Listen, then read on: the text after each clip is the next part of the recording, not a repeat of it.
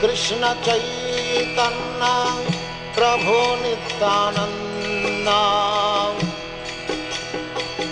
Shri Advaita Gadadhar Shivasadi Gaur-Bhakta-Vrinda. May 14th, 2017, in Vrindaban, West Virginia, and we're going to be looking at surrender. What is it? How do I do it? What do we mean by surrender?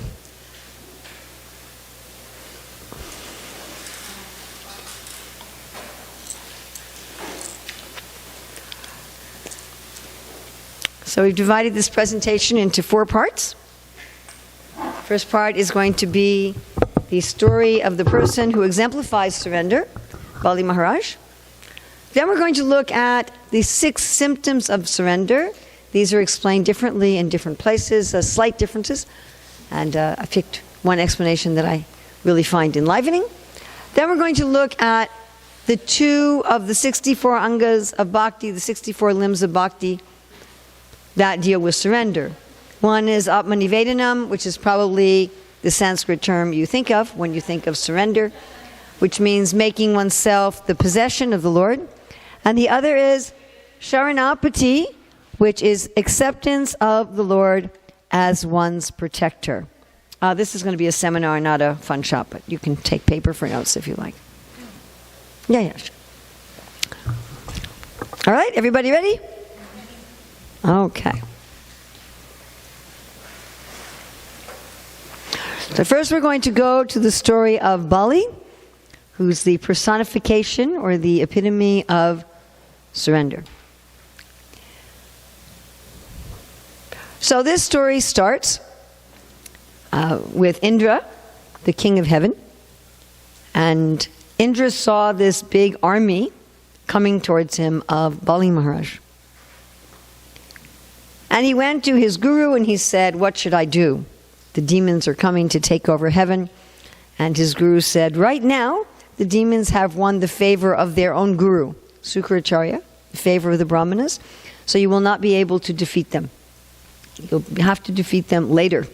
So the demigods all took forms according to their own desires. So they probably took forms of like birds and animals, and they secretly went out the back door.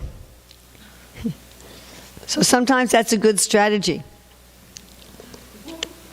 If you're way outnumbered by your enemy, just quietly retreat until it's the right time. I find it fascinating that when Krishna talks about the modes of material nature, one of the main differences between the mode of ignorance and the other modes is wrong time and wrong place. Getting your timing right. Asking someone for a donation when they're taking a shower. That immediately puts it into charity in the mode of ignorance.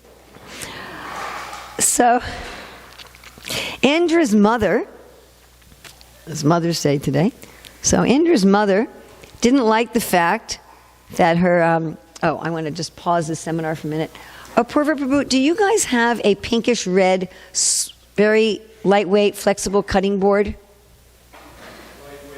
Flexible cutting board? Okay, you left it in the cabin. I didn't think it was there before your wife stayed there, so just wanted to make sure it's in the drain board. Sorry about that. Okay. All right. So Indra's mother was very concerned about her son. This is natural, that if a mother feels that her children are at a disadvantage, that she will do almost anything to serve them. And this is true even among the animals. The bond between, especially mother and children in the animals, is stronger than the mating bond. The mother will give up her life. Rukmini and I saw the other day when we were walking, one very small bird was vigorously attacking a larger bird and pushing it away. And I said, "I bet you that's a mother bird defending the nest." So she tells her husband, Kasyapa, I'm not happy. My children have lost their home. It's overcome by the demons. So he gave her a vow to do, and the Lord appeared to her, at which point she offered dandavats in ecstasy, and he said, "I'll become your son, and I will get back the kingdom for your other son, Indra." So then she had this son, Vamana, which means dwarf or boy. So he appears just like a little non-threatening boy. So interesting that God sometimes takes this form.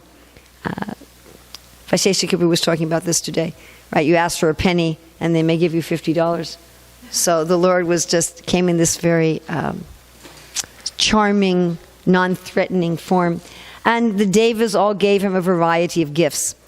So meanwhile, Bali had been told that it wasn't enough to have conquered heaven, that in order to keep heaven under his possession, he would have to perform a number of yagyas. So he was performing one of these yagyas when little Vamandev, when the Supreme Lord, in the form of a little boy, walked toward the yagya. And it says he was pushing down the earth with his steps, although he was just a little boy. And he had such a great effulgence and beauty that all of the demigods there and the sages or whatever great personalities were there were all diminished in their own influence. So he came and as was the custom for the heads of government, even universal government, if a sage comes, they offer them charity. What would you like? We have a little bit of this in our modern society, that governments fund schools with taxes. This conception that the government is supposed to give money for Brahminical occupations is still there to some extent.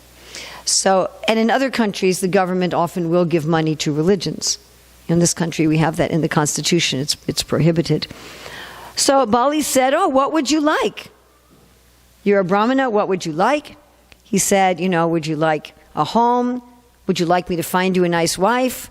Would you like some gold? Would you like some cows? What would you like?" And what did Vaman say? He said, "I just want 3 steps according to my measurement." So if any of you have ever walked holding the hand of a little child, you know that you have to modify your own steps, right? Their stride is very small. So 3 steps, if we think about this, even if you took 3 of your own steps, you'd barely have room for a bed, right? You'd hardly have a closet. You'd maybe have room to put a sleeping bag on the floor and put a little suitcase or something like that. And Bali Maharaj says to him, "You're not very intelligent." He said, and this is the clincher here, he said, "You should ask me for something so great, you'll never have to ask anyone else for anything ever." Ooh. Who's the only one who can say that? God. Only God can say, "I can give you something so great, you'll never have to ask anybody else for anything ever." And especially when he said that, and Vamandev could understand, this really isn't the kind of mentality I want in somebody running the universe, where they're thinking that they're God rather than that they're a servant of God. So he had 2 purposes. One was to get Indra back in charge, and the other was to rectify Bali. So at this point, Sukracharya, Bali's guru, he says, "You better watch out here. Nobody asked for 3 paces of land. Something funny is going on here." And he was very accomplished in Sattva Gun, and he could understand this is Vishnu in disguise. But it was predicated with this understanding. Nobody asked for 3 people. It just isn't done. It made him suspicious. And he says to Bali, "Don't do it. Don't do it." Now people ask all the time, we had in the other seminars, people saying, "My family doesn't support my Krishna consciousness. How do I make my family supportive?" Well, maybe you don't. Great persons have to deal with opposition from families. Here he's having to deal with an opposition from his spiritual master. What to speak of opposition from family? And of course, even in Krishna Lila, there's opposition from family. The most exalted devotees, the gopis, have opposition from family. They even play like that in the spiritual world. Just imagine this. In the spiritual world, they're playing as if they have opposition from family. Isn't that fascinating? And we're thinking, let me get rid of all my opposition. So anyway, he had his guru opposed him. And his guru said, if you're going to give charity, he'll take everything and you won't have anything left. And this is our fear. Just like that one young man was saying the other day, I'm afraid if I surrender to Krishna, I'll lose my friends. I'll lose something. If I give everything to Krishna, what will I have for me? How will I live? Well, there's to be something that I need that I will lose and not get back. Yes? And this is what Sukracharya told Bali. He said, you give this to this little boy, you give him these 3 steps of land, you will lose everything. On the excuse of 3 steps of land, he'll take everything and you'll have nothing left. Now, who is he really worried about? Himself. Because he was being maintained by Bali as Bali's priest. And so if Bali lost all of his opulence, he wouldn't be maintained anymore. He didn't really care about Bali. The way you knew he didn't really care about Bali is then when Bali said, but I already promised. And this is the mood of Kshatriya, of somebody in government. My word. I will give up everything for the sake of my word. So I will be famous as a keeper of justice and morals and ethics. The Brahmana will sacrifice anything for truth. The Vaishyas will sacrifice anything for wealth. The Kshatriyas will sacrifice anything for justice and morals and ethics and fame. So he said, I can't go back on my word.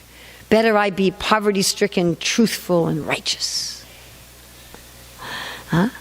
It'd be nice to have some government people like that, wouldn't it? That would be quite a relief. So, how you could tell that Sukracharya didn't care, the Guru didn't care about his disciple, was then really odd. He curses his disciple.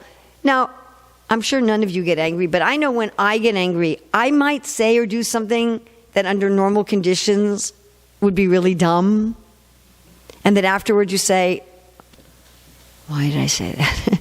So Sukracharya got so angry that in his anger, he said, if you give anything to this boy, I curse you to lose everything. But that was the whole thing he was trying to avoid. Did you ever think that was rather ironic? And I'm like, then you're going to lose either way. It doesn't really make any sense. But this was the trick of Krishna. This is a kind of interesting sort of side note here, is that one of Krishna's qualities is that he's dependable, and that means if you follow the rules of the universe, you're going to get good results even if you're a demon. Krishna's fair. So Bali Maharaj had earned being in charge of heaven, although he wasn't the right person for the job, but he'd earned it. And he particularly earned it by his service to the Brahmanas. So Krishna's not going to just take away somebody's karma. Then nobody would, that wouldn't be the kind of world you'd want to be in, would it? This is what a lot of religions say. That God will send you to hell if you just don't believe in him, no matter how good of a person you are. I mean, does anyone really want to serve a God like that or being in the universe like that? So our conception is that, no, God rewards and punishes people appropriately. Or you wouldn't even have to think of it as rewards and punishment. Like I gave the example the other day. If you walk through the door, you're happy. You walk through the wall, you're not happy. And it doesn't matter whether you're an atheist or a theist. If you walk through walls, you'll not be happy. And if you walk through doors, you'll be happy. It's pretty simple. So if you follow the laws of the Lord, whether you believe in him or not, if you think the laws are just chemistry and physics and mathematics, you will get a good result. So what is Krishna going to do when an atheistic demon follows the rules and gets a position of power that they've earned? What is he going to do? He's not going to nullify the result of following the rules, because then nobody would follow the rules anymore. They'd say, oh, it's just a bunch of nepotism. But what he's going to do is he's going to trick them to violate a higher principle. So a higher principle than good karma is how you treat saintly persons. That's operating on another level. It's a higher level. This is what the Lord also did with Hiranyakashipu. Gave him a Vaishnav son, and by offending his Vaishnav son, then the results of his austerities and karma could be nullified.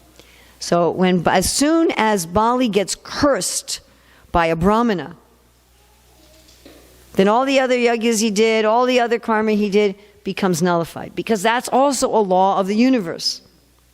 You all follow that? So somehow Sukracharya was tricked in his anger to curse Bali.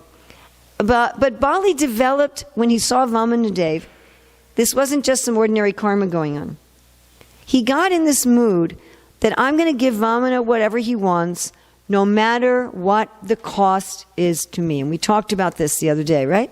No matter what it costs. Not counting the cost, not calculating the cost. So he does that. He says, all right. You know, gives him water. And then, what does Vamana do?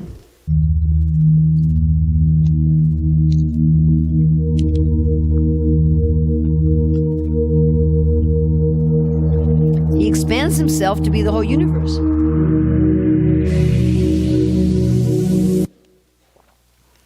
And with 2 steps, he covers the universe to such an extent that he actually knocks a hole. Padanakanira Janita Janapavana. He actually knocks a hole in the covering of the universe. And then he says, all right, Mr. Truthful, Justice, Ethical, Moral person that you thought you were. You said 3, you only gave me 2. Liar. Just imagine this, okay? Maybe you don't have to imagine it. Maybe you've lived it. I gave everything to Krishna, everything unconditionally, and then all he did was tied me up and humiliated me. Now, what did we say? Did we say, oh, what's this? I gave you my youth, I gave you my money, I gave you my energy, I gave you my house, I gave you my family, I gave you my intelligence, I gave you everything, and now I'm living it on the street, humiliated, and everybody's criticizing me. Heck with you. I saw the other day a post from a devotee like this. He's just got very sick and he's in a lot of pain. He said, I guess I'm not a very high priority on God's list, I made him a high priority. He didn't make me one. and Bali did not react this way. And even here, Prahlad Maharaj, as his grandfather, is coming and criticizing him. His own wife comes and criticizes him in front of everybody, including Lord Brahma. Just imagine. Hey, Bali, this is what you get for thinking that you can give somebody something so great that they never need to ask anything else of anyone else ever. Bali's response at this point is further surrender. He doesn't back off. He doesn't say, wow, I shouldn't have surrendered. I was wrong to have surrendered. He surrenders more. He said, yes, you're right to tie me up. I was a liar. I was proud. You do need a 3rd step. Okay, I'll give you that. What if it's love?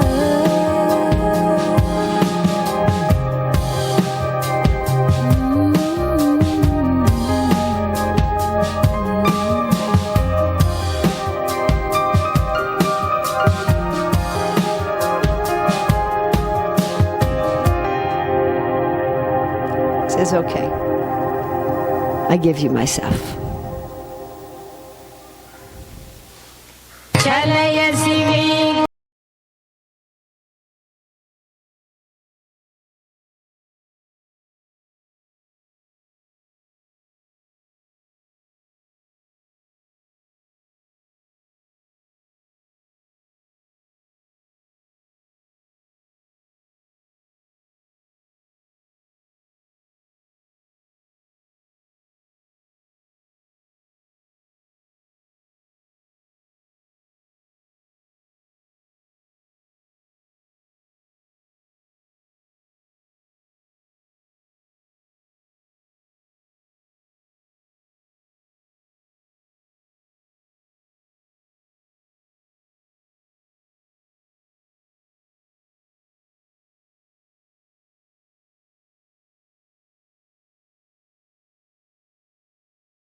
So what did Bali get at the end, of course? Vamadev said, you know what? Now that you've surrendered everything, I'm going to give you a planet more opulent than Indra. And not only that, I'll stay there as your personal doorkeeper. I'll stay there with you all the time. And not only that, in a future millennium, you get to be the Indra legitimately. So this is the way Krishna works. He comes and says, give me everything. We give him what we think is everything, and he says, no, you didn't really give me everything. Let's try this again. Now give me everything. And then if we really give everything, he turns around and he gives everything. So who gets more? If I give everything to Krishna and he gives everything to me, who gets more? I do. Okay, so how do we do this? What are the 6 symptoms of surrender? So as I mentioned, this is, yes? That was from the Das Avatar. Sloka. We sing verse 4 of that every morning, Tavakar Kamala. Yeah. So the 6 symptoms of surrender, sometimes one of them particularly is mentioned a little differently. So this is from Madhya 2299, the way Prabhupada explains this. No, actually that's the next one. Okay, sorry, I'm one slide off. So here from Madhya 2299, Prabhupada says there's 2 kinds of devotees. Those who are fully satiated and free from all material desires, and those who are fully surrendered to the lotus feet of the Lord. Their qualities are one and the same, but those who are fully surrendered to Krishna's lotus feet are qualified with this transcendental quality of surrender. So it's a higher level of devotee. And the 6 symptoms of surrender, this is from Madhya 22:100. As I say, they're sometimes listed a little differently, and I particularly like this list. So you see that we've numbered it here? Yes? So we're going to be going through this section by section. So the first one is accepting things that are favorable to devotion. If something's favorable to devotion, I make it a part of my life. The next thing is rejecting anything that's not favorable to devotion. So the first one is even if it's something that I like, that I don't like, I'll accept it. And the second one is even if it's something that I like, if it's not favorable, I will reject it. In the third one, it's being convinced that Krishna will protect me. The fourth is that Krishna is my guardian or master, or that he will maintain me. The fifth one, and again, I really like this explanation in Madhya 2200, is having no separate interest, no independence in fulfilling one's desires. Now, it's always true that we have no independence in fulfilling our desires, but this is a conscious, deliberate awareness of that. Having my interest be one with the Lord, and the last one is humility. So we're going to look at these one at a time.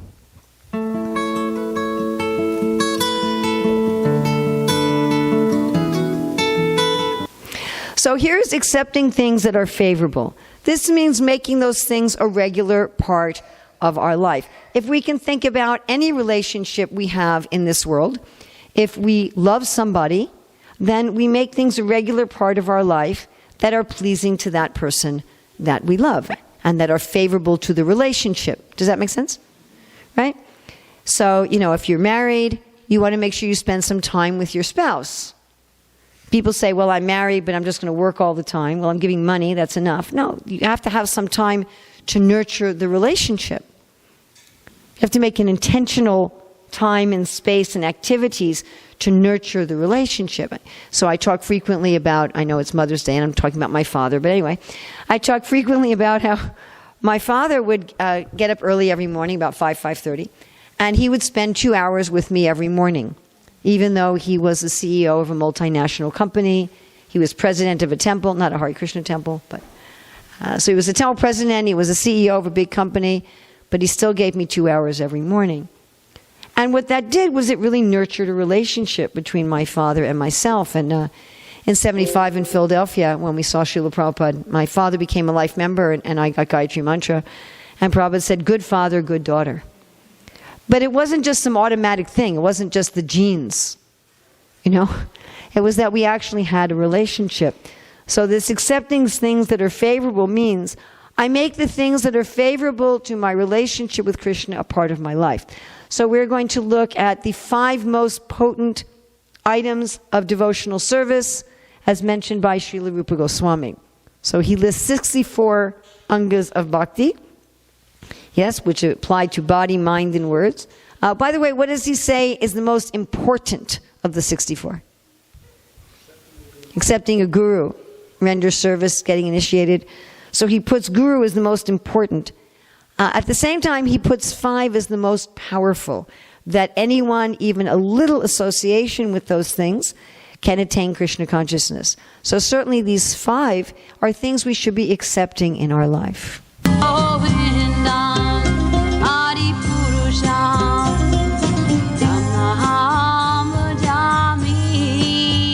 So the first is worship of the deity. And this means to participate in the deity worship at a local temple, if that is possible, geographically, if we can do that regularly, or at least as much as we can. And if you're not in close enough proximity to a temple, you have your own deity worship. And deity worship means, I know this is really radical, but it means something you do every day. I was just hearing Prabhupada say this morning. You know, that we shouldn't have neglected deities as if we're just professional brahmanas. That when you have deities, it means that you take care of them. Just like if you have children. You know, you're not going to say, well, I'm going to dress you once a month. You know, change your clothes. Visited one devotee's house and she said, well, we change the deity's cloth 4 times a year. You know, at the equinoxes and the solstices. And you give them something to eat and you clean their place and so forth. You actually take care of them. And you take care of them with the mood that here is God. Here is God. Or if you had a guest in your house, right? You have a guest in your house, you give them clean sheets and clean towels, and you clean the place, and you make sure they have something to eat every day, right? They have some facility to clean their clothes, and you take care of them. So Krishna is not just the guest, he's the master. So if we want to say that my house belongs to God, like tilak means my body belongs to God. So my house belongs to God. That then I have the deity, or at least a picture, some sacred space where I actively, in a very tangible way, it's not just theoretical, yeah, my house belongs to God.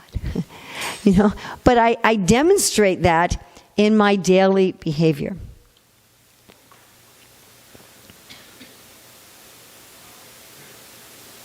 Did we lose our sound?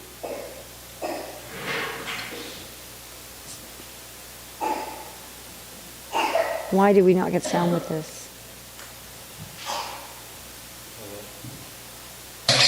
Oh, there we go. Okay.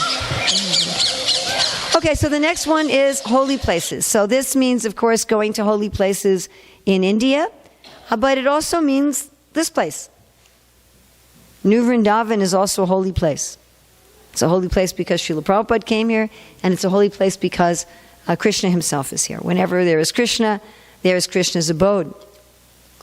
Guess where else is a holy place? Our heart.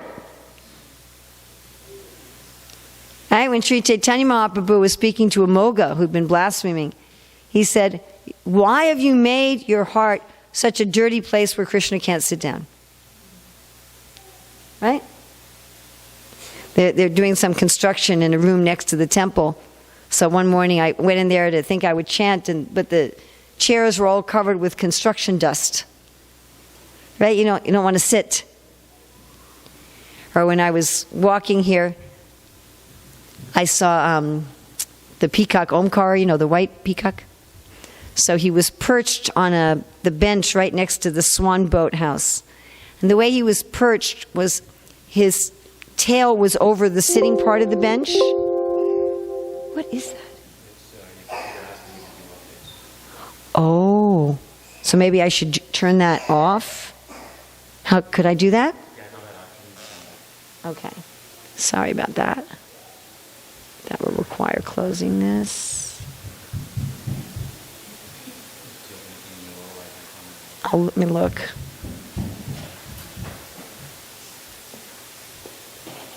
And just exit out. Yeah, okay. I just exited. Okay. Sorry about that. I was like, what is doing that? That was my own computer. Isn't that funny? We think it's other people's problems and it's our problem.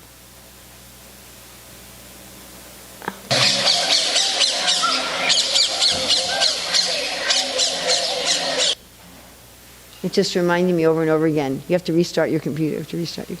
Okay. So our heart should be a clean place. When are we supposed to particularly go into our heart? In japa and Gayatri. Bhakti yoga don't so much meditate on the Lord in the heart, but they meditate on the Lord in the Dham. But of course we know the Dham is also in our heart, that it's really not a contradiction. So especially during japa, like Prabhupada said, chanting Hare Krishna means you make a diamond throne in your heart. He said you imagine, he uses the word imagine. He says chanting Hare Krishna means you imagine that there's a diamond throne in your heart and you see Krishna there and you bathe him with Ganga and Jamuna water. And then he says over and over again, it is not false, it is real. Which is, I think, fascinating. The Prabhupada uses the word imagine and then he says, it is not false, it is real. So especially during japa and Gayatri, we're supposed to go into the holy place in our heart. And then we have a holy place in our home. We may make a shelf or an altar where we establish as a holy place. And we should spend time in a holy place. And as Vaisheshika Prabhu was saying this morning about chanting mantras, and I gave that example of our school, when you're worshiping the Lord in a place, you're chanting mantras in a place, that place becomes a holy place. And of course, we can also become a holy place. Does anyone know the Sanskrit word for holy place? Tirtha, what does that mean? A crossing place. A place where you can cross from the material to the spiritual world. Where you can access the spiritual world. You can think of it like a hotspot for your phone, or what place where you get a connection. Especially here at New Vrindaban, a lot of us have trouble getting connection, right? You see people kind of wandering around looking for where there's a connection spot. But you can also hotspot your phone, right? If your phone has a good connection, you can make it a hotspot for other people's phones and other people's computers. When we're properly connected, we become a walking tirtha. We become like a walking hotspot. And then that's what also Vaisheshika Prabhu was saying this morning, right? He was talking about when he goes to security, sometimes they dust his hands to see if there's bomb dust on it. So he said that if you're filled with Krishna consciousness, you have, Krishna conscious dust all over you, that people are able to cross to the spiritual realm by your association. So we should visit holy places. We should make our heart a holy place. We should make a holy place in our home and actually treat it as a holy place. Hare Krishna, Hare Krishna, Krishna Krishna, Hare Hare, Hare Rama, Hare Rama, Rama Rama, Hare Hare. And then, of course, one of the potent items of bhakti is japa and kirtan, chanting the holy name. Now, this chanting the holy name is supposed to be done as a meditation with affection. It's not a mechanical thing. It's not just I'm saying something over and over again, and by virtue of that, it's going to put my mind in a state where I'm going to... No, it's not something mechanical like those in Jnana Yoga do. But it's a relationship with a person. And when we are chanting the holy name, we should be deeply entering into the relationship with that person. So when we're saying accepting what's favorable, we don't just mean on the platform of behavior. Okay? When Rupa Goswami says Anushilanam, that one should do, he's not just talking about behavior. He's also talking about mentality. And indeed, ultimately, Krishna consciousness is performed, Krishna consciousness must be done at the level of consciousness or awareness. The idea of the behaviors is to both develop that awareness and to nurture the awareness that's already there. So I remember one sannyasi gave the example that generally when you love someone, you give them flowers instead of automobile parts. That flowers particularly tend to both express love and to develop love. Why? There's certain things that tend to express and develop love more than other things. Now, maybe if the person you love is an auto mechanic, that might be a little different thing. But there are certain activities which particularly reawaken and develop our love for Krishna, and whatever love is already there, they nurture it. And they should be done in that mood. Because if you give somebody flowers neglectfully, it doesn't have that effect. It's not just the flowers. You understand? You know, if you got in a fight with your wife this morning and you say, here are some flowers for you. All right? You satisfied? Yeah, I don't think that's going to make it. So, you know, it can't be done that way. It's not like, you know. I met a devotee like this who left the movement, and he said, I was so sincere. I shaved my head. He said, you know what that took for me to shave my head? I shaved my head. I chanted my rounds. It's like, it's not like that. So accepting what's favorable means that it's part of a relationship.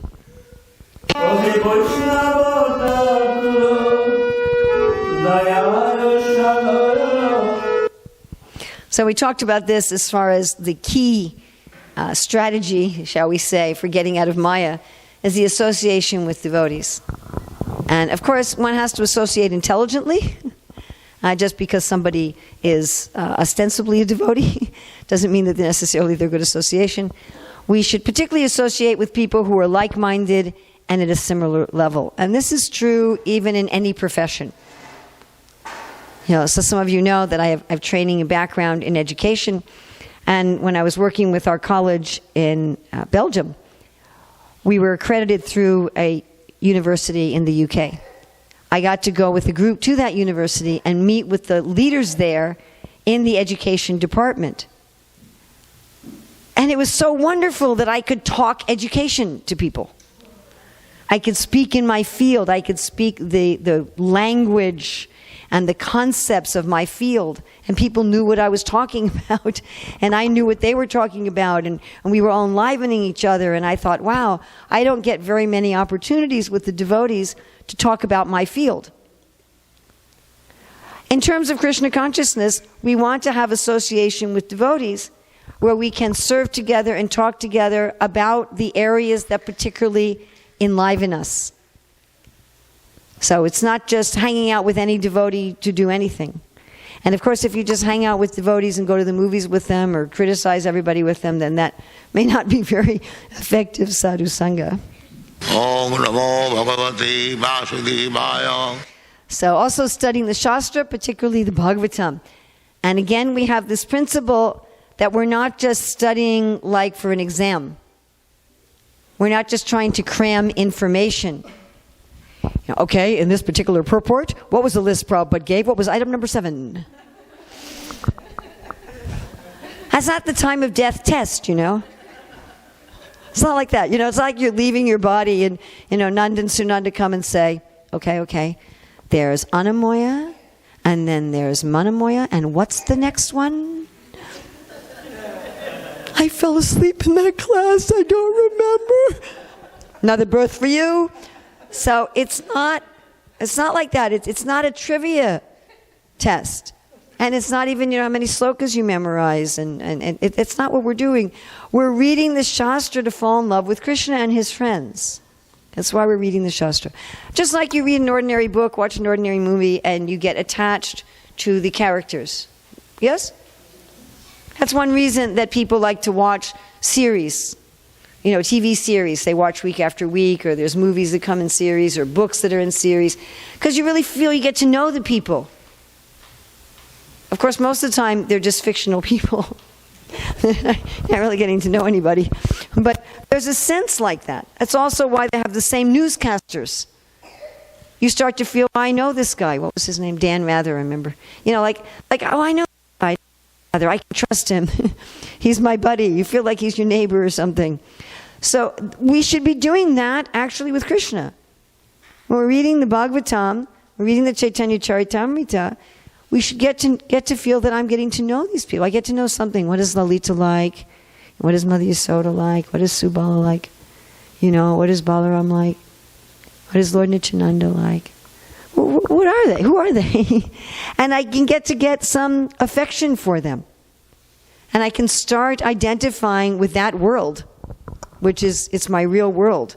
We're like someone who has amnesia, and we're trying to hear about our actual world and our actual family, so it revives our memory of that.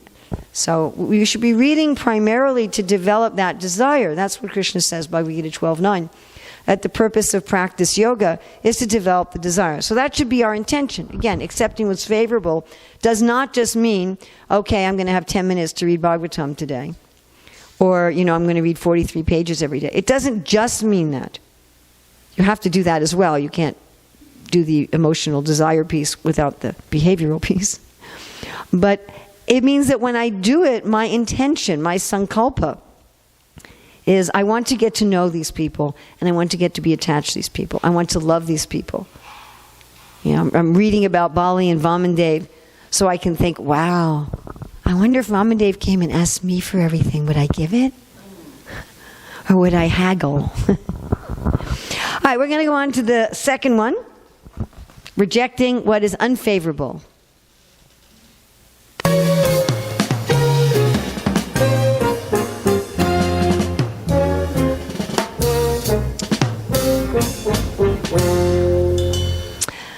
So I'm sure you all know what this is a picture of. This is what? Lust, anger, and greed. Lust, anger, and greed. Trividam narakashedam dwaram nasanamatmana kamakrodas tata lobas tasmad etwayam twajet. So I recently read, twice actually, a book written by a Christian about anger. And he calls this book Unoffendable.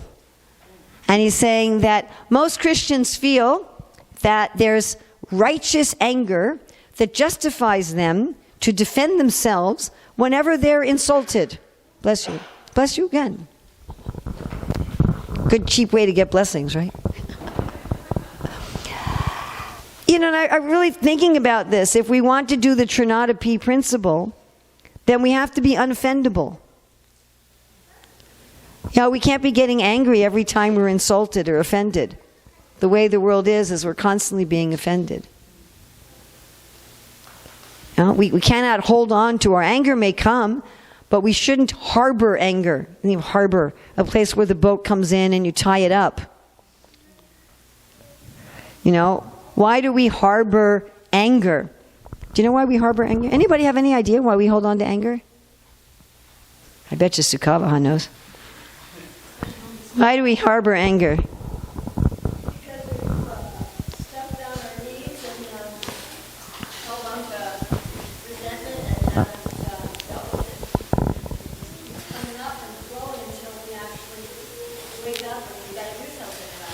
Okay, very good. I hope you hear what she said. That anger is a symptom that we're not dealing properly with our needs, that we're just suppressing stuff. Right? Any other reasons that we harbor anger? Yes, Rukmini. When we feel self-righteous, then we feel superior to other people. Oh, yeah. Maybe the angry joy. Yes, that's the material perversion of the anger rasa. That if I let go of my anger, it would prove that I wasn't right. Then I wouldn't be right anymore. I have to keep being angry at this to prove that I'm right. And we often talk about emotions like that too, Well, you have no reason to feel fill in the blank. Well, I can be angry if I have a reason to be angry. If I give up my anger, that means I had no reason to be angry. That's not the way we're supposed to function. We're supposed to function that we see anger just as a signal, like you're talking about. Oh, there's anger coming. Oh, that's a signal that there's something I have to attend to. So let me go attend to it. But I neither harbor the anger nor do I try to destroy it. And the same with lust, and the same with greed. If we harbor these, if we make excuses for them, if we nourish them, we will not have a relationship with Krishna. We won't even be a nice person for a relationship with other humans. We won't even be a very nice person for a relationship with ourselves. And this lust, anger, and greed, when we harbor them, when we nurture them, they have physiological effects also. They damage us physiologically, actually contribute to illness, things like that. So these must be given up. Lust, anger, and greed must be given up. It doesn't mean repression and suppression and destruction. It means realizing I'm the observer, neither grabbing nor destroying. Observing. Oh, there's feelings of lust, there's feelings of anger, there's feelings of greed entering my body and mind. Let me observe. Okay, that's a signal. What do I need to do? Let me do that. And then the feelings will leave. If you try to smash them, dash them, bash them, there's something like the old cartoon characters I used to watch when I was a child. They get smashed and dashed and bashed and they bounce back up. Yes? You remember those? I don't remember which cartoons they were, but, you know, Roadrunner, I guess, and they're running into the wall and go, and they just bounce back up. Weebles wobble, but they don't fall down. Is that okay? So if you've ever tried smashing, dashing, bashing these things, you know that they just seem to come back again stronger. So that's not what we mean by getting rid of them. Nor should one say, well, it's been so hard to get rid of them, I'll just dance with them. Too hard. So neither. One must understand I am the observer, and these emotions and desires are symptoms. They're symptoms of the workings of the modes of nature. They're symptoms of things I have to attend to, but I do not have to get into them either positively or negatively. Then Srila Prabhupada, in the vows he gave us as disciples, gave us 4 things that we needed to give up. And he picked these 4 things because they particularly epitomize Kali Yuga. And if we get involved in these things, we will again find it very difficult to have a relationship with Krishna. It will be almost impossible. So the first is intoxication, and I'm sure as you've noticed that in pretty much every culture of the world, there's some sort of acceptable intoxication. Right? Because it's pretty hard to be a human being and not be spiritual. It's pretty tough. If you're a human being and you're not spiritual, you really feel that you're suffering.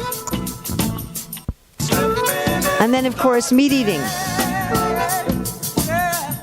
You know, it's just not possible to ask for mercy from God if we're not merciful to other living beings. And then gambling. This poor guy's about to lose his car. Gambling is, I think, I'm going to make money without offering any goods or services in return. I'm going to have a cheap, easy way of making money. And illicit sex. It took me a long time to try to find an illustration for this one. Yeah. So, it destabilizes society, illicit sex. It basically destroys the fiber of society, and it gets us into an exploitive mentality. So, lust, anger, greed, intoxication, meat eating, gambling, and illicit sex plunge us into darkness. You've been living in the darkness.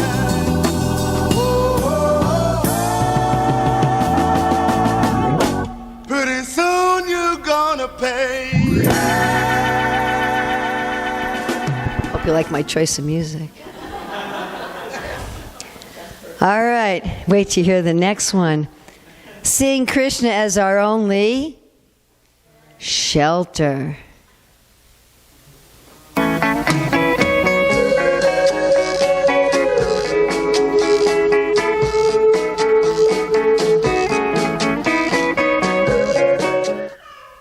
I hope you didn't mind that. Trying to do a little yukta vairagya here. So being convinced that only Krishna can give us protection. You know, who do we think is going to give us protection? We think, well, my body's going to protect me. You know, I'll be really healthy. I'll eat lots of kale and smoothies and, you know, my body will protect me. My mind will protect me. I'll get a lot of education, right? I'll have a lot of talents. My mind will protect me. Other people will protect me. My family, they'll always give me a place to stay. They'll give me money if I'm broke.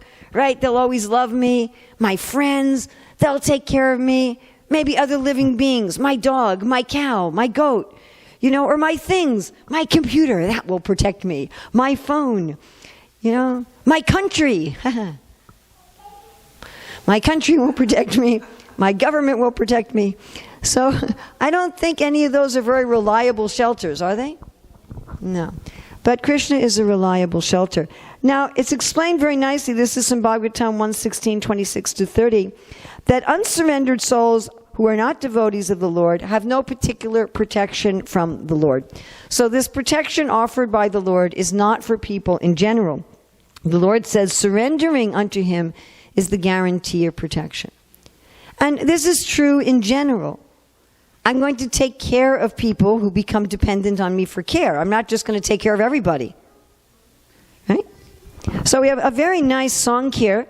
Bhaktivinoda wrote songs in the Sharanagati about each of the items of surrender. And we don't have time today to get into all of them, but I really highly recommend that you go through the Sharanagati, if you're interested in this topic, and learn some of his songs. Amala Bhakta, now Maharaj, has made recordings in English of all of the Sharanagati. And that's also, I find, a wonderful audio book to listen to. So this is one of my favorites. Agnidev Prabhu just recorded this song in Sanskrit on his new CD.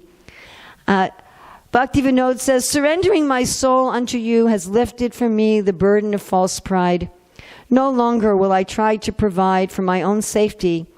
I know that you will give protection to your cherished possessions. O Lord, I now understand the mentality of your treasured cows safely maintained by your side. When you lead your herds to pasture, O Madhava, on the banks of the Yamuna River, you will call to them by softly playing on your flute. Fearless and confident of your protection, I will drink the water of the Yamuna. The Kaliya serpent's venom poisoned the Yamuna's waters, yet that poison will be vanquished. You will purify the Yamuna, and by such heroic deeds enhance our faith. Bhaktivinoda is now the property of Gokula, your holy abode. O Keshava, kindly protect him with gentle, loving care. So we're now going to listen to an English, of this song sung in English. If you want to hear it in Sanskrit, it is on Agnidev's CD. As I surrender my soul, you lift my vanity. No longer will I plan my own security. Like your own treasure, Lord, I know you will guard me too. Knowing how you tend your herd, keeping them close to you. Hey Govinda, hey Gopal, hey Govinda, hey Gopal. Grace me, Madhava, nearby Jamuna, playing upon your flute, gently you call us.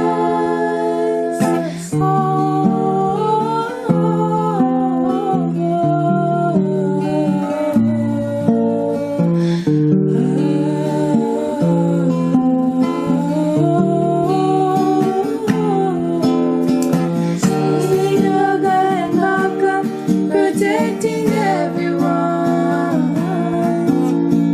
You are always doing this. O Gokula Kana, hey Govinda, hey Gopal, hey Govinda, hey Gopal. You always take care of me, I know this for sure. So I'll drink the waters of Jamuna River.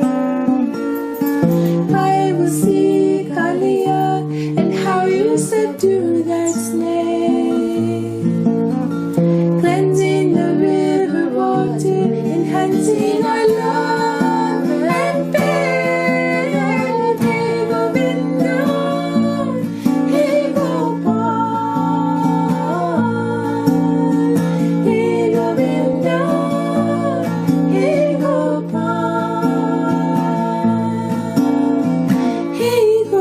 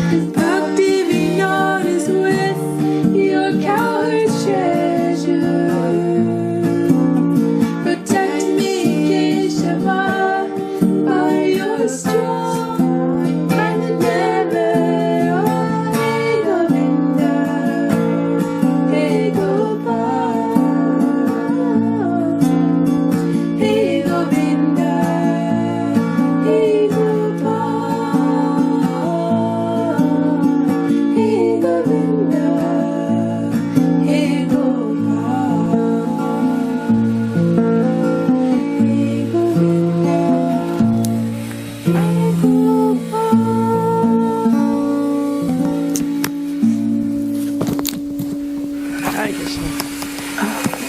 So, being able to sing some of these songs from Sharanagati on a regular basis, to study them, to listen to them, to meditate on them. I really like this song because Bhaktivinoda is identifying himself with Krishna's cows. I know that Bhaktivinoda is a Manjari Gopi, but in this particular song, he has this mood. Krishna's taking care of me just like I'm one of his cows. Okay, so we're going on to the next one.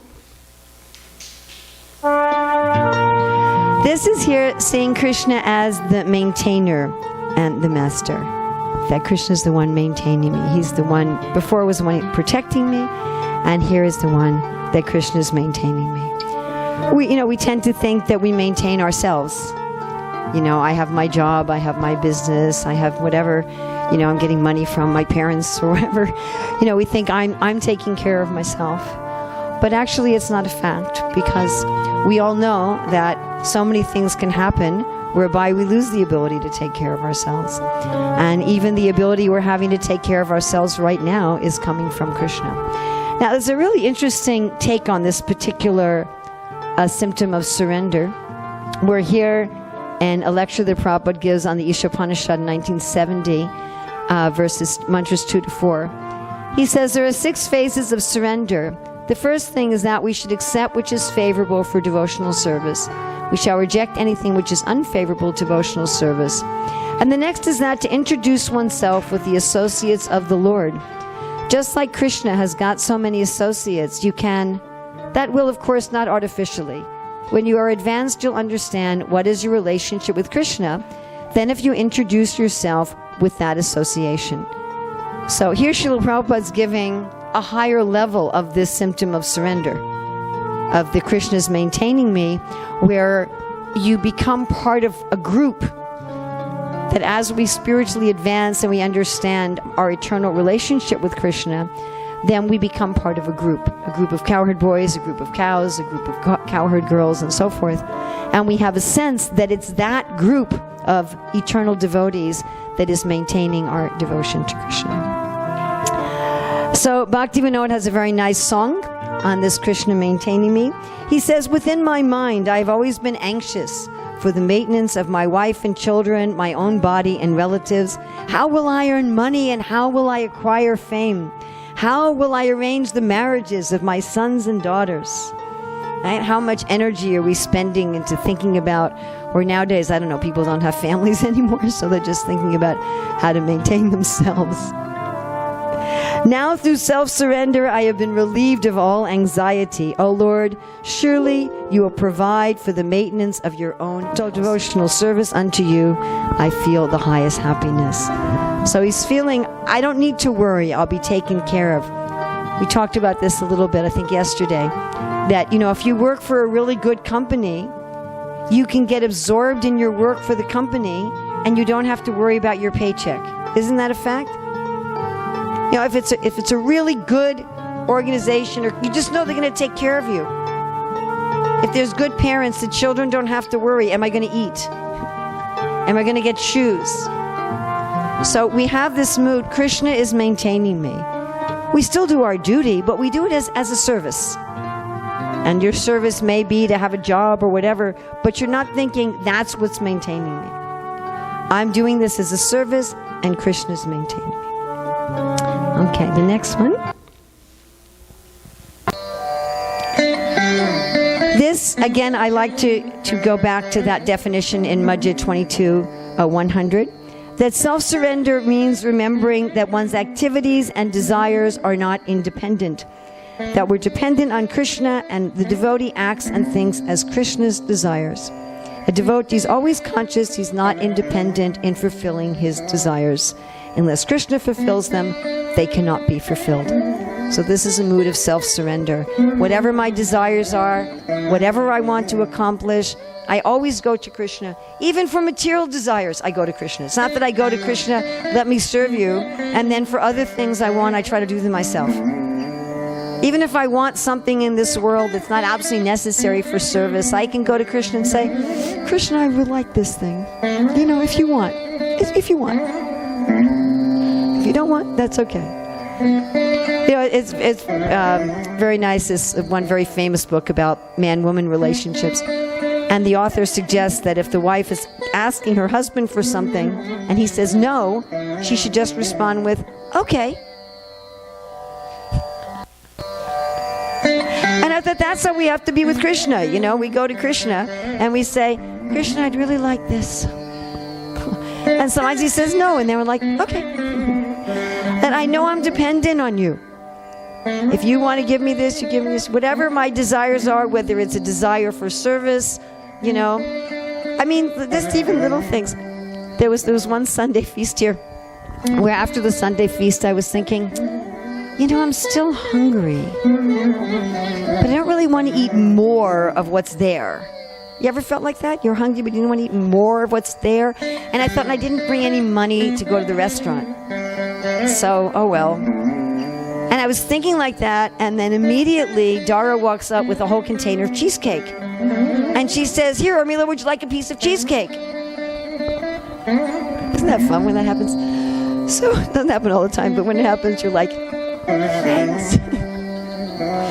So we know we're not independent in fulfilling our desires, whatever they may be. Whether it's, you know, I'm hungry, or, you know, I want a nice kid, or whether, you know, I really want to fall in love with you and I really want to serve you. We know that we're dependent. We don't go independently. So Bhaktivinoda has a nice song for this item of surrender. He says, the soul inhabiting this mortal body has given up the false ego attached to the word I. For today, the spiritual sense of being yours, I am a servant in the deity's house. I am a servant in Krishna's house. You are the owner of the house, and I am your most obedient servant. My only activity now is endeavoring for your happiness. My will has become merged with your will. From this day forward, Bhaktivinoda has completely forgotten himself. Now, again, this is not repression. How can you forget yourself? Well, first of all, we're part of Krishna. So if I'm working for Krishna, I am included, and I don't have to think about myself separately. I'm already included, naturally. And what Krishna is so satisfying, again, like if you work for a very responsible company or whatever organization, you only have to think about their happiness. You just have to think about the mission of the organization, the mission of the company, and they're going to give you a desk and a computer and a phone and a salary and vacation times and everything. Now, generally in this world, that doesn't happen perfectly. You may still have to go and say, hey, can I get a raise? Can I get a vacation? But you can imagine the concept. So we forget about our self-interest because we can. It's not that I'm going to repress all of my own self-interest. Not like that. And he goes on in this song, I have become supremely happy by surrendering myself at your lotus feet. Sorrow has gone far away, and there are no more cares. All I see is joy in the four directions. Okay, and now the last one is humility. So here we see Maharaj Prataparudra sweeping the road in front of Jagannath, and Krishna taking a humble position, washing the feet of Sudama Brahmana. This is Uddhava. Bhaktivinoda's song. Now please hear me, O Lord, I am utterly helpless. Bhaktivinoda says, without your mercy, everything is lost. Please give me the shelter of your lotus feet. I drank the deadly poison of worldliness, pretending it was nectar, and now the sun is setting on the horizon of my life. Were you to judge me now, you would find no good qualities. Have mercy and judge me not. Cause me to drink the honey of your lotus feet. So these are the 6 symptoms of surrender. Now we're going to look at the 2 limbs of bhakti that deal with surrender. And you're going to notice how the 6 symptoms of surrender are included in these 2 limbs of bhakti. These are Atmanivedanam and Sharanapati. So the distinction between them is a little subtle, and I would say there's a little overlap. Atmanivedanam is I am the possession of the Lord. I am yours. The perfection of the I. And Sharanapati is, I'm accepting the Lord as my protector. And I see it's a little different. I can belong to you, but not feel that you're my protector. I can belong to you in a different capacity than being protected by you. So the Atmanivedanam is I belong to you, and Sharanapati is you are my protector. And again, the 6 symptoms of surrender are included in these 2 limbs of. Is that clear to everybody? So you have 2 practices of bhakti, and in these 2 practices of bhakti, you'll find the 6 symptoms of surrender, which is what we just discussed. Yes? Maybe I get my flip chart. I hadn't planned to use it, but okay.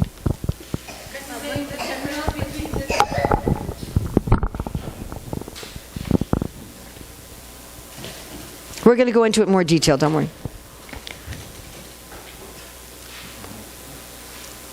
Yeah.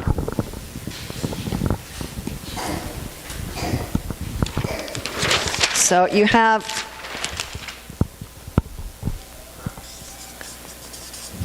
Atma Nivedanam, and you have Sharanapati, and then you have the 6 symptoms of surrender. Anybody remember what they are?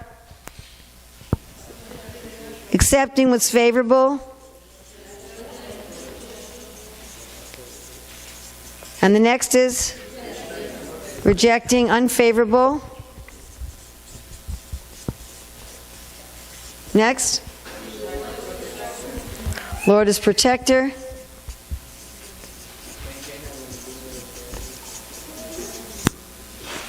Next, Lord is maintainer.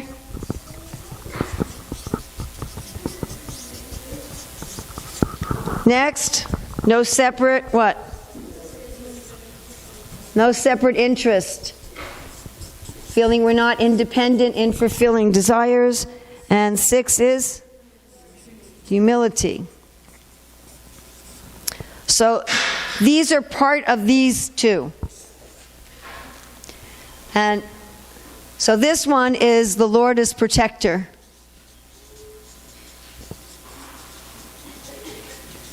And this is I am the Lord's. So this is a sense that I belong to the Lord. This is a sense that the Lord will protect me. We're going to go into these in a little bit more depth. And you can see, definitely this is a prominent symptom here, and this is going to be a prominent symptom here. Does that make sense? This is going to be a prominent symptom here. So the different 6 symptoms of surrender are going to be more or less prominent in each of those 2 categories of surrender. Okay, we're going to look at each of these. They shortened my time for this class. But we're going to look at each of these in a little bit of depth. So Atmanivedanam is considering ourselves the possession of the Lord, basically offering everything to the Lord. Whatever I have belongs to the Lord.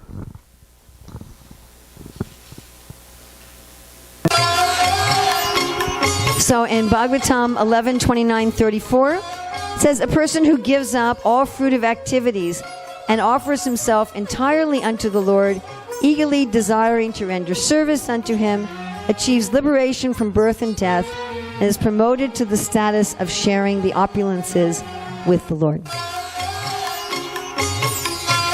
So Krishna says, I take charge of your life. When you're someone's possession, they're taking charge of you. As soon as a person surrenders to Krishna, then Krishna immediately frees them from sinful reactions and takes care of them. Now this I really like, where Prabhupada makes this point that all of us help and instruct our own people, isn't it? You may not go up, hopefully, you don't go up to just strangers on the street and give them advice, I hope. But among your own family and intimate friends, you're going to help them probably when they solicit your advice and maybe even when they don't. If they're your own people, you're going to help them. So as soon as I become Krishna's own person, he will guide me. Does that make sense? He will take, oh, you're mine? Okay, let me give you proper advice. Now, this I am Krishna's this I, Atma Nivedanam. Who's the I? Who's the Atma? And that can be understood as the mind, the body, and the soul. So the body, I'm surrendering my body.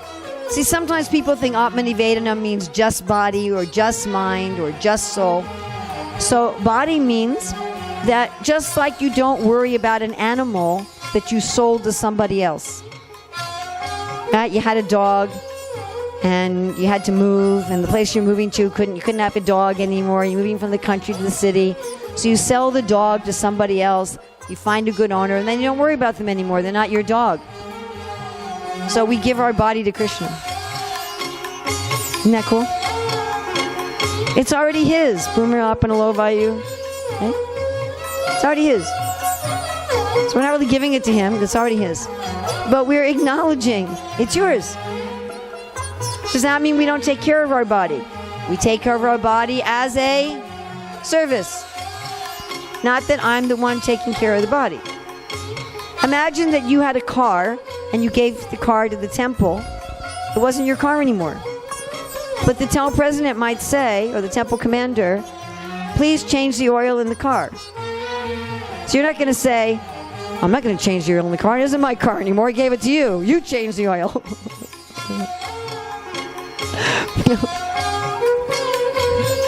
We have the renunciate Maya is it belongs to nobody, and the householder Maya is it belongs to me.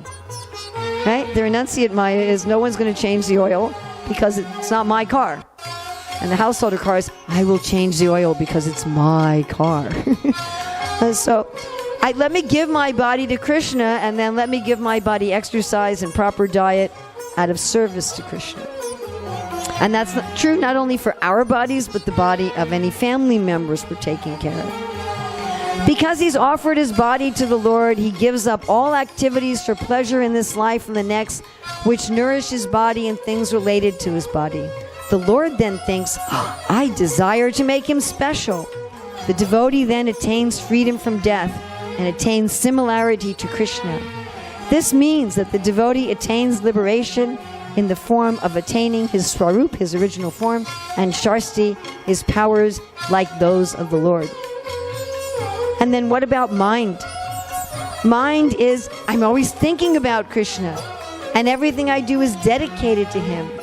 My mind, my household affairs, my body, whatever is in my possession, my dear Lord, I offer to your service. Now you can do whatever you like with me. But we should fill our mind with Krishna. How do we surrender our soul to Krishna? Oh, this is probably the scariest slide of all. Sri Yamunacharya in his prayers to the Lord has expressed an idea in the following words. My dear Lord, I may be living within some body as a human being or as a demigod, but whatever mode of life, I do not mind, because these bodies are simply byproducts of the three modes of material nature, and I, who am in possession of these bodies, am surrendering myself unto you.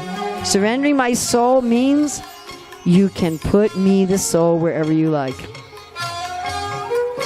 I told you that was the heaviest one. Completely to the will of the Lord. Surrendering to the Lord doesn't mean a merchant. Okay, I've surrendered to you. Where's the money? Where's the house? Where's all the stuff? It means I surrendered. You can do whatever you like with me. You can kill me. You can save me. You can make me poor. You can make me rich. You can make me sick. You can make me healthy. You can make everybody love me. You can have everybody hate me.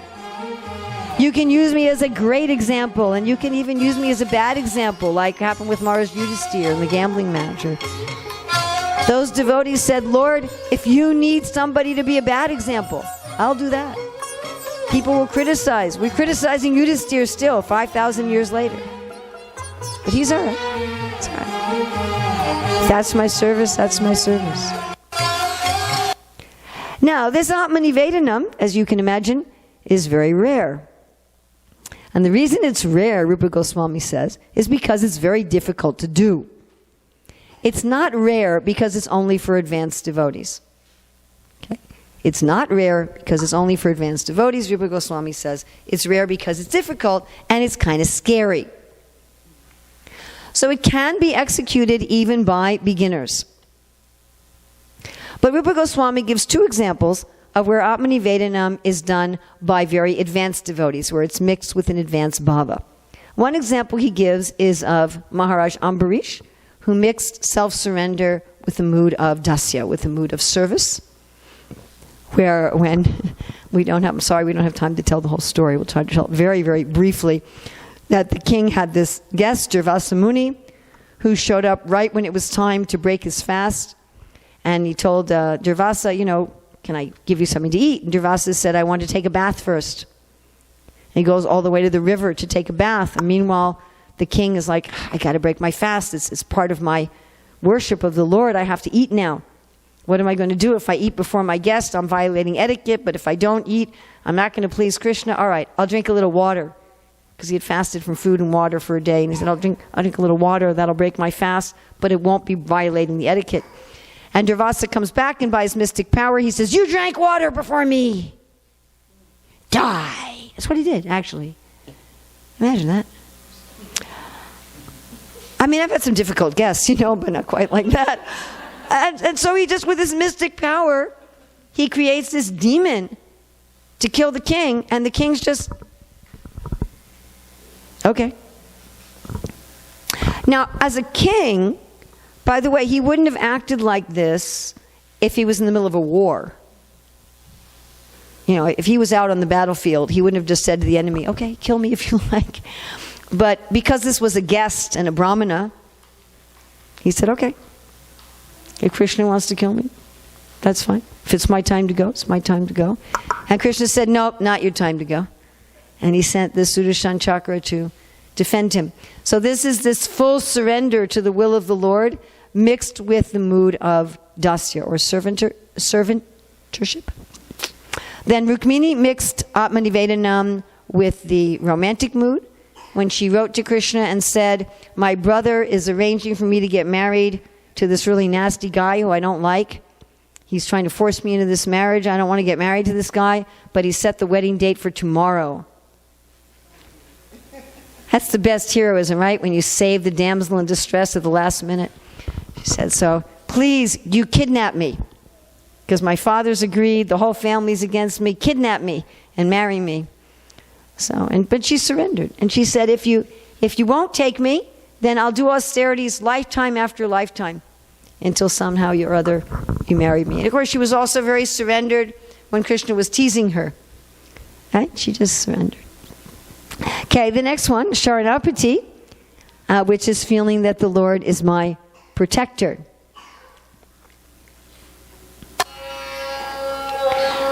So this is with faith and protection of our body, mind, and words. Such a person can actually relish transcendental bliss. That we have a sense the Lord is protecting my body, He is protecting my speech, and He is protecting my mind. Of course, the exemplar here is Nrsingadev. In the Nrsinga Purana, he says, anyone who prays unto me and takes shelter of me becomes my ward, and I protect him always from all kinds of calamities. Of course, again, this is a surrender. This is not bargaining. So it's Krishna, you protect me how and when you like. Surrender doesn't mean that we demand something of the Lord. Sudama Vipra was very poor and sickly. And when he went to see Krishna, he didn't say, okay, I want this, I want this, I want this. Surrender means, Lord, I know you're going to protect me, and I am happy and satisfied with however you protect me. If you feel I'm protected more in poverty than in wealth, then I accept that. So what we went over today, we discussed the story of Bali Maharaj, how he personifies or epitomizes surrender, the 6 symptoms of surrender, and Atmanivedanam and Sharanapati as the 2 limbs of bhakti that include these 6 symptoms. Sarva dharman parityajya mamekam sharanam vraja aham tva सर्वपापेभ्यो मोक्षयिष्यामि मा शुचः.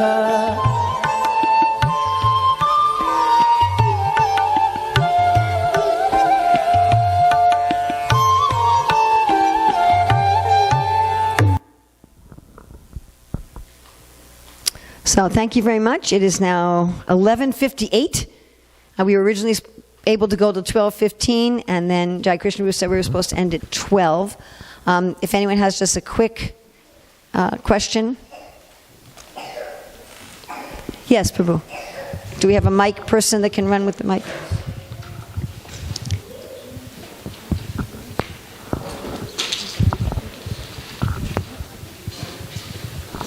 I have a question. Earlier you were talking about anger, lust, and greed.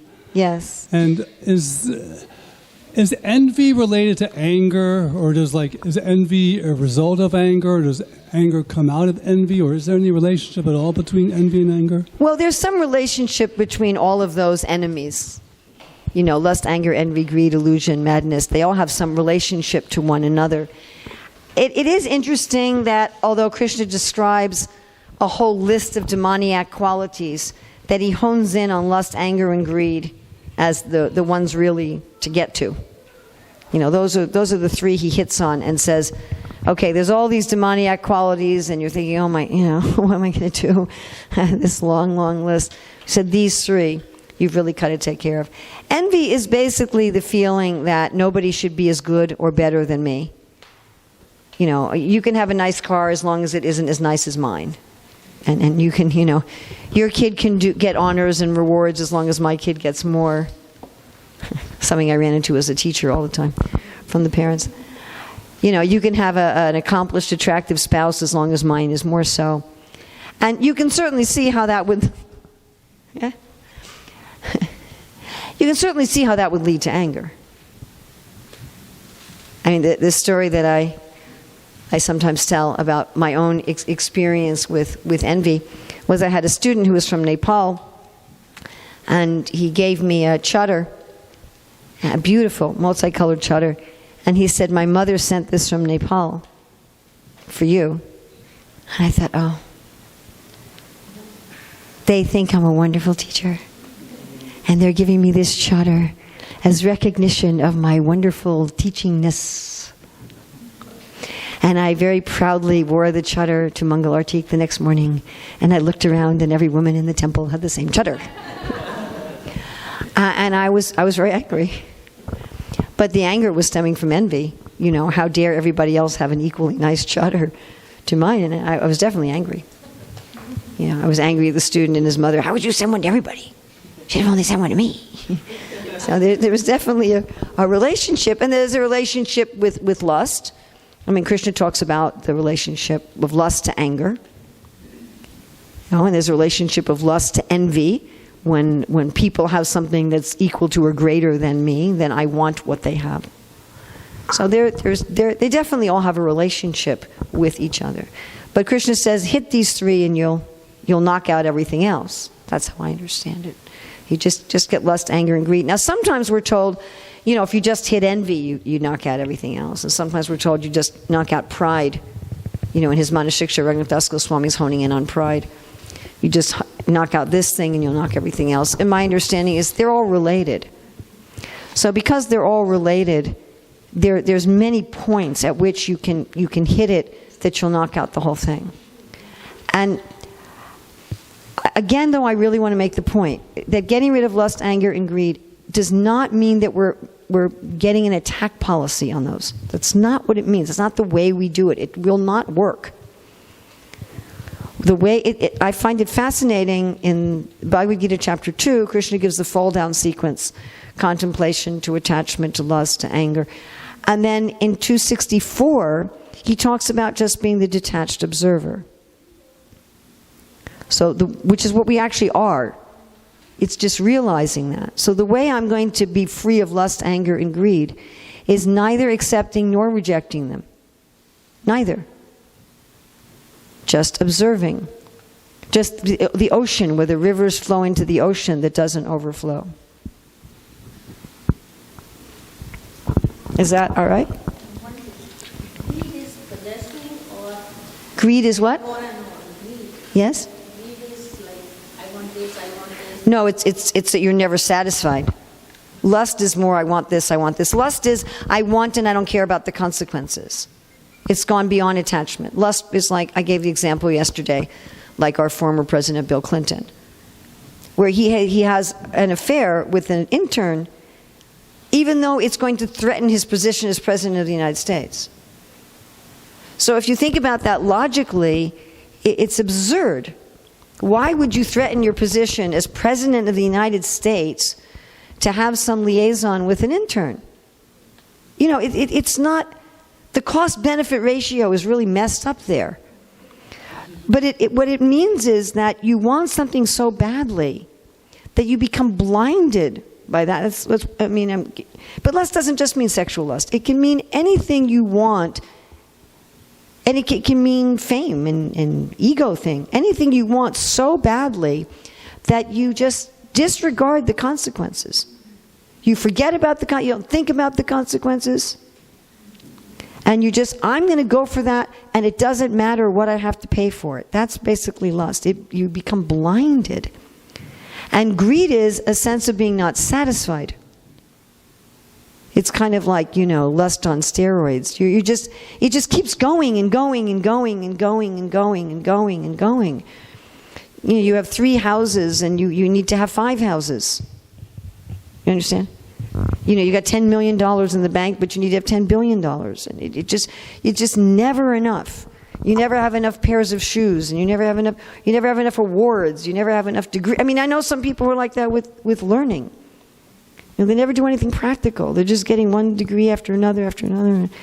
I know one devotee like that. He's constantly taking this and that course. I'm like, you've been taking courses for 20 years. When are you going to do something with them? And this is mentioned with the accumulation, not accumulating, over-accumulating, is mentioned in the Nectar of Instruction. And it talks on the subtle level also. And not just have to get more and more and more and more and more and more and more and more and more. So that it says that lust and anger can at least be temporarily satisfied, but greed can never be satisfied. So that's one of the differences. At least temporarily, your anger's dissipated, your lust, you get what you want and you feel, okay, I'm satisfied. Although it may come up again. Is that okay? Anything else? Yes?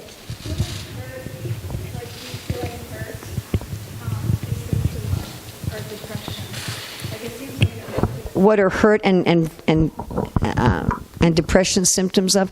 Well, all of our emotions, both positive and negative. First of all, I know this sounds really weird, but we're trying to enjoy our emotions. Okay, they're rasas. So hurt and depression are what rasa? No. Maybe a little bit. Maybe a little bit of ghastliness. Could be. But it's mostly karuna ras. It's sadness. We're trying to enjoy sadness. We all enjoy sadness. A lot of movies and books are sad, and people enjoy watching and reading something sad. So we can also enjoy our own sadness. So part of it is we're trying to enjoy something separate from Krishna. We're enjoying a sadness rasa that's me-centered instead of Krishna-centered. And the result of it is it's not very enjoyable. So one thing that I found very, very helpful is just to look at Krishna, look at the deity, look at a picture of Krishna and say, Krishna, I wish I had this intensity of emotion for you. And often I found, and many people tell me this also, that just saying that shifts everything. Just, Krishna, I wish I felt this intensity of emotion for you. Whatever it is, whether it's a so-called good emotion or a so-called bad emotion, whatever it may be, when we're overwhelmed by material emotions which are all me-centered, when we're trying to enjoy this me-centered rasa, if we just look, and especially the negative ones we tend to do this with because we want them to go away. So, of course, we don't really want them to go away, we're enjoying them.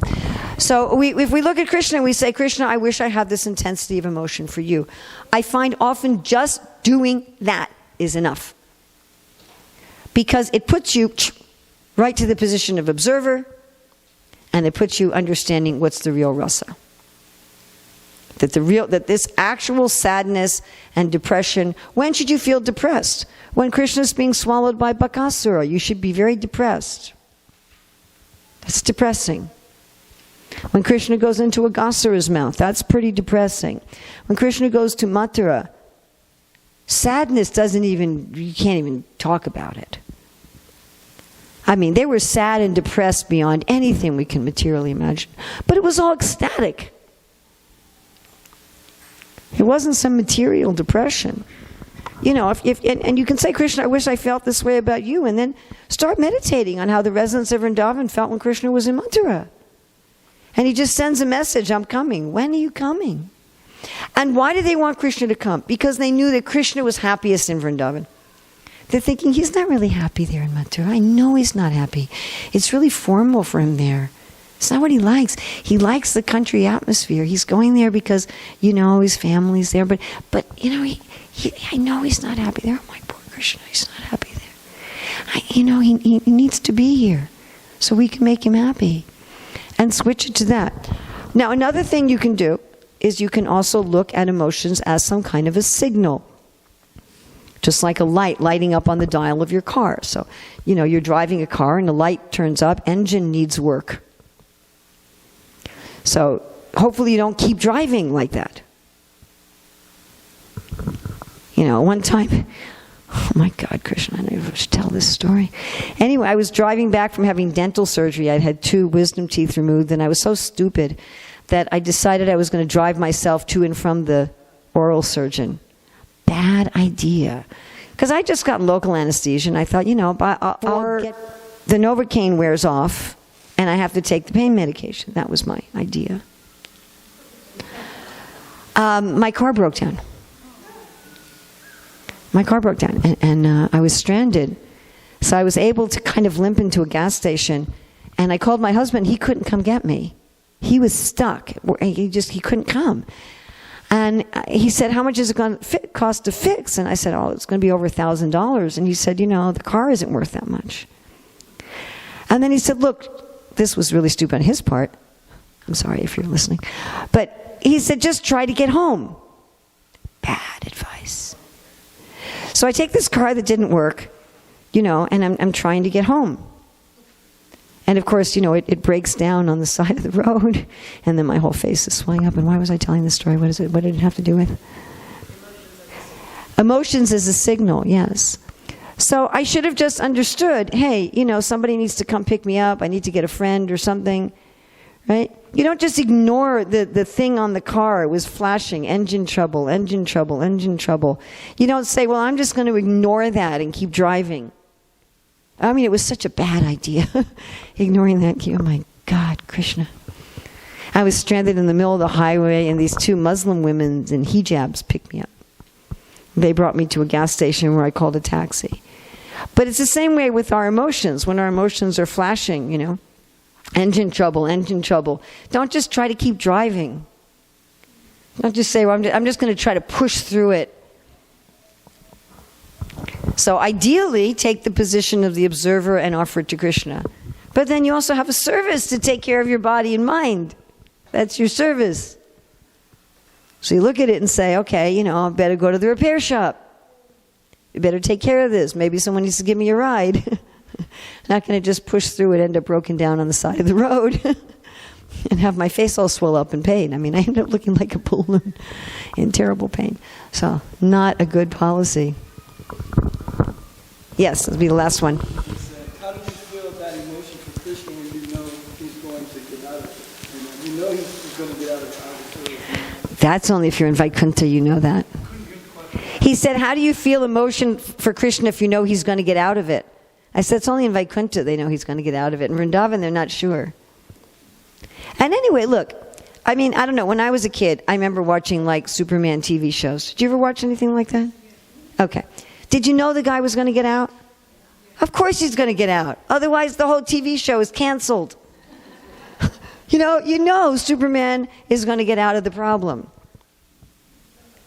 Of course. Is it still exciting? It's exciting to somebody. Somebody's paying their money to watch it. Maybe it's not exciting to you or to me, but somebody's excited. So even though they know, they don't know how. how's he gonna get out of this one? I mean, I was never into Batman, but I remember at school, all my friends watched Batman every week. And they had the way they did it was 1 week, Batman would get into trouble, and that show would end with Batman in trouble. And the next week, Batman would get out of trouble and fix. I mean, I watched it once, and then I said, this is a really stupid show. But people were talking about it all the time. And every other week, how's he going to get out of it? How's he going to get out of it? How's he going to get out of it? And they were absorbed, even though they knew he would get out of it. So if we can get that absorbed about some fictional thing, that's a little tiny spark of Krishna's splendor, some invented thing, why can't we feel that way about Krishna? How's he going to get out of it? What's he going to do? What's he going to do? Bakasura has swallowed him up. Kali has wrapped him up. He's stuck in Mathura. He can't get home. What's he going to do? What's he going to do? How's he going to figure it out? Come on, you can think like that with your own life.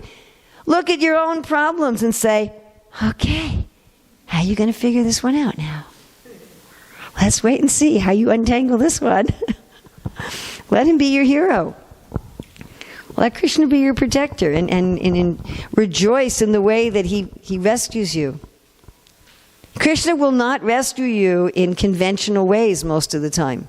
It's just, he's not a 40-year-old, it's not who he is. He's not like, okay, we have the rule book here. Devotee gets in this is our protocol. Okay. Just do. That's not what it is. It's raining. Okay, let's pick up a mountain. Is that like a normal protocol? Could you imagine the government doing that? They know there's a flood. Okay.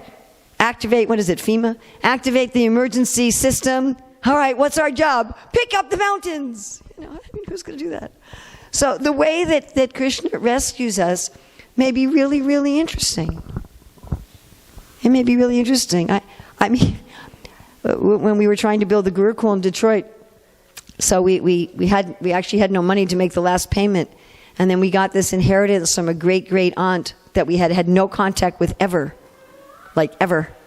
My husband said, I can't believe she gave us any money, and it was enough money to pay for the Gurukula, to pay the last payment, and there was some extra money, and he had that. And it was the end of the day, and he was just about to close up his shop, and a customer comes in. So he took that extra money, and he put it in the rafters, because he was holding all this cash. And some customer was walking in. It was like 2 minutes to 8 or something. He was about to close. And he thought, well, I don't want to stand here with all this money, especially in Detroit. So he takes the envelope, and he puts it up in the rafters. And he forgets about it. Completely. Totally forgets about it. Absolutely. Totally. Years later, we were in financial difficulty. It was really, it was just like, he met with me, he said, we just have absolutely nothing. And he was starting to sell that house. He was starting to get that house ready for sale to try to make some money. We weren't living there anymore. So he was going through the whole house, inspecting it. And when he was downstairs, what is that little white corner? So Krishna has really funny ways. He's really humorous about this. It was as if he said, you don't need this money right now. I'm going to put it in a savings account, a non-interest savings account. But I'm going to put this in a savings account, and right when you need it, I'm going to give it to you. And I've had these funny experiences. And most devotees I know have had these really funny experiences. Or some of the funniest ones was when Ravinda Sri Prabhu tells this story, how there was no money to pay the rent at the temple. I guess he was the treasurer. And he went to the temple president and said, we need $400 for the monthly rent or mortgage. I forget which one it was. And the temple president said, well, just go out on Sankirtan, which in those days meant going out in dhotis and saris, just chanting and selling back to Godhead magazines for 25 cents. So, that's what they did. And they would collect the money in a conch shell. And so at the end of the Harinam, they'd probably collected, $5 or $10.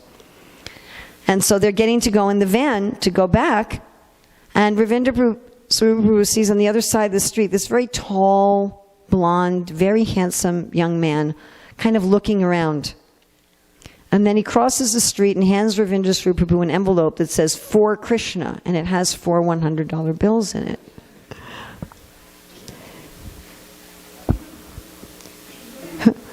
knows, you know? Or I'll end with this one, the really funny story that Rameshwar Prabhu just told, this is a real knock your socks off story.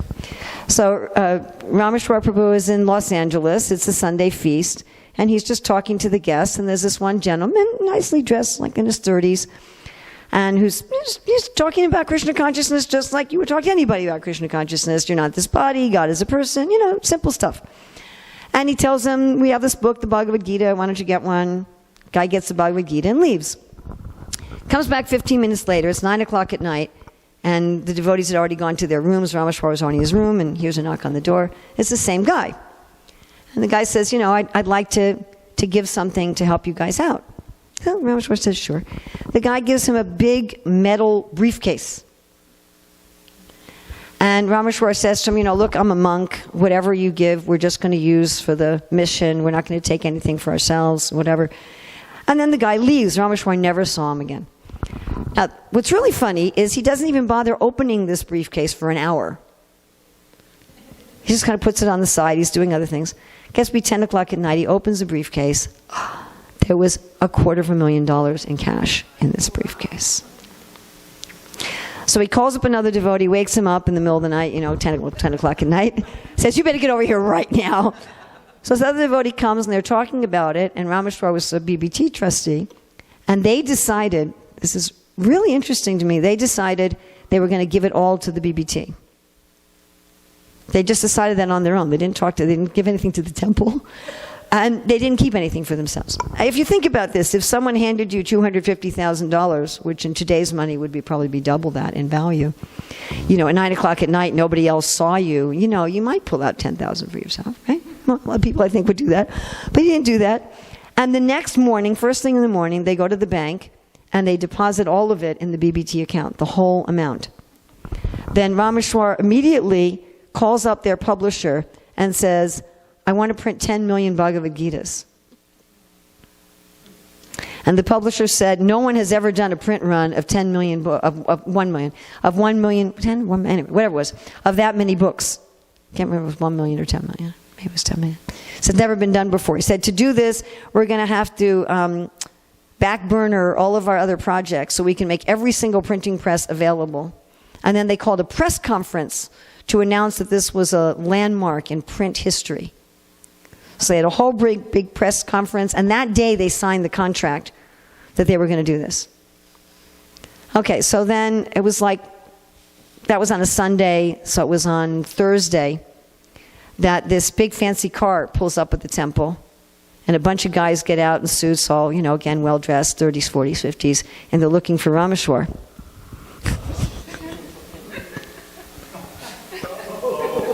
And they go and find Rameshwar and said, a friend of ours gave you some money the other day, but it wasn't really his to give.